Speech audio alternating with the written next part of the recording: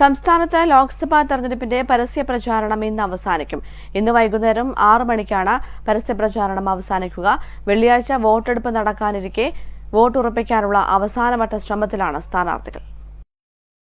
ഇന്ന് വൈകുന്നേരം 6 മണിക്കാണ് പരസ്യ പ്രചാരണം അവസാനിക്കുക. അവസാന 48 മണിക്കൂറിൽ നിശബ്ദ പ്രചരണത്തിന് മാത്രമാണ് അനുവാദമുള്ളത്.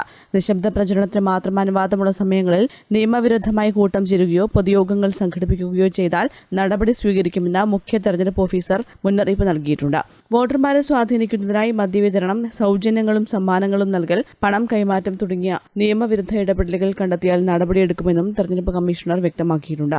ഇതിനിടെ വോട്ടെടുപ്പ് പൂർത്തിയാകുന്നതുവരെയുള്ള അവസാന 48 മണിക്കൂറുകളിൽ മദ്യനിരോധനവും ഏർപ്പെടുത്തും. ഈ സമയങ്ങളിൽ മദ്യവിതരണത്തിനും വിൽപ്പനയ്ക്കും നിരോധനമുണ്ട്. പ്രചരണ രംഗത്തെ ഒരു മാസക്കാലം കണ്ട ശക്തി പ്രകടനത്തിന്റെ അവസാനവട്ട മാറ്റുരയ്ക്കൽ വേദിയായി ഇന്നത്തെ കലാശക്കൊട്ട് മാറും. നാളെ നിശബ്ദ പ്രചരണത്തിന്റെ ദിനമാണ്. കേരളമടക്കം 12 സംസ്ഥാനങ്ങളിലും ഒരു കേന്ദ്രഭരണ പ്രദേശത്തുമായി 89 മണ്ഡലങ്ങളിലാണ് രണ്ടാം ഘട്ടത്തിൽ വോട്ടെടുപ്പ് നടക്കുന്നത്. 1206 സ്ഥാനാർത്ഥികൾ രണ്ടാം ഘട്ടത്തിൽ മത്സരിക്കും. കേരളത്തിലെ 20 മണ്ഡലങ്ങളിലാണ് വോട്ടെടുപ്പ്. News desk, Kannur vision.